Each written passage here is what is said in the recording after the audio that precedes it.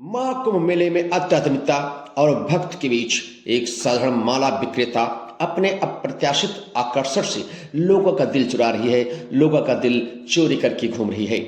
इस इंदौर की रहने वाली युवती को लोग प्यार से मोनालिसा कह रहे हैं।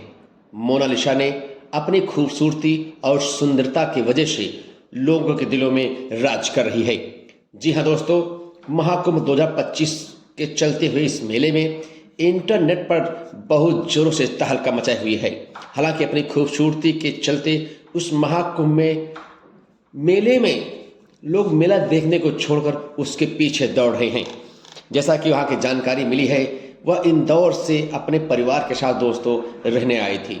आदाब, नमस्कार, सत श्री अकाल। मैं आज की सच्ची घटना आपको मैं बताने जा रहा हूँ, सुनाने जा रहा हूँ। ये घटना सुनने के बाद आप लोगों का भी दिल पागल हो जाएगा, झूम उठेगा उसके विषय में जानने के लिए। तो शुरू करते हैं आज की घटना।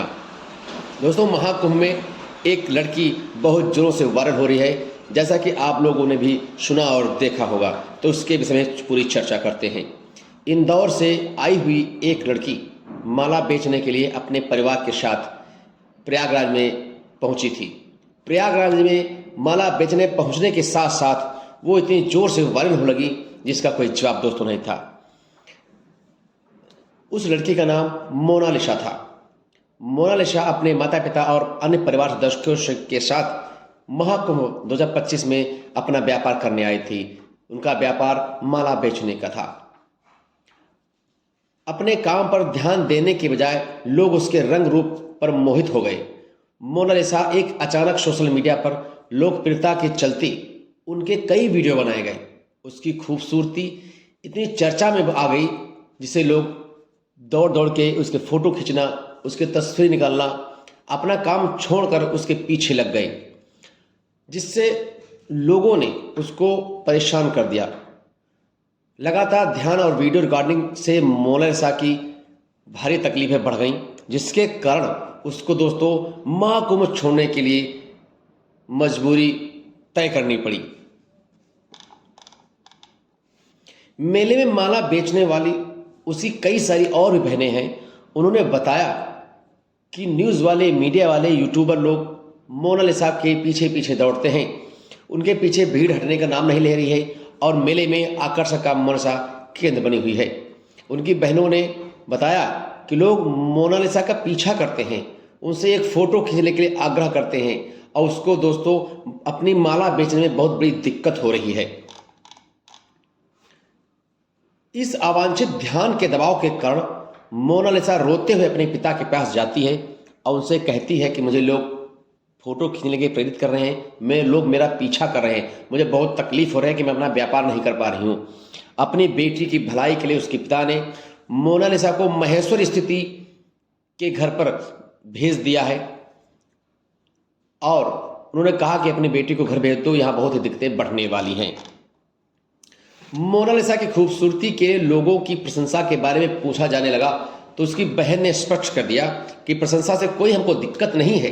हालांकि समस्या तब पैदा होती है जब लोग उसका चुपके से वीडियो बनाते हैं और वीडियो बना करके उसका वीडियो वायरल कर देते हैं और उसकी व्यवसायिक गतिविधियों में बाधा बन रहे हैं, अपना रोजगार करने में दिक्कत हो रही है।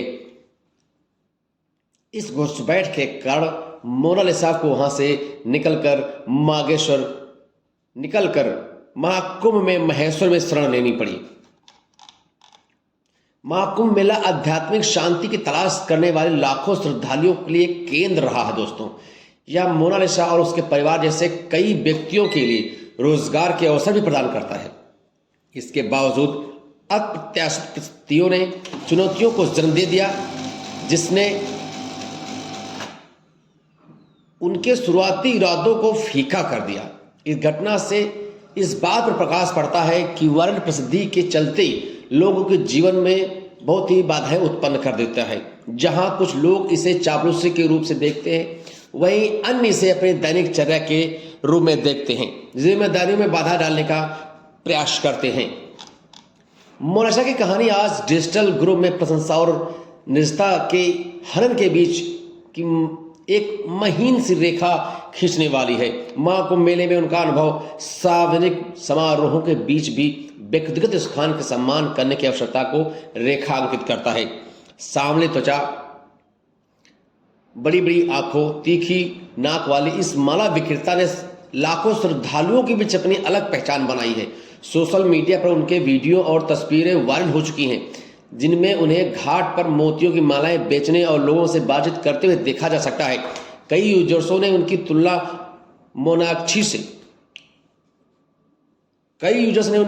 सोनाक्षी सिन्हा से कर दी है, क्योंकि दोनों की तस्वीरें आपस में एक सेम टू सेम मिलती हैं।